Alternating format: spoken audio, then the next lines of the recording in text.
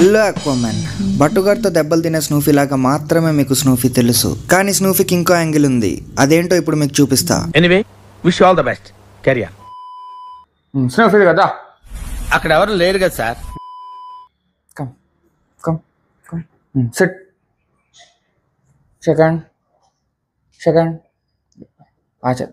Good bye. Paw sit. Snuffy bow bow bow bow. Super అయ్యా. Snuffy, come, spin. Come, spin. Great. Snuffy, sit. Sit. Down. Down. Snuff, discount. ఇదేంట్రా అయితే? Discount. తీసావు కదరా. Good boy. Snuffy, lay. Sit. Sit, sit. Snuffy, jump. Sit. Snuff. Go stay.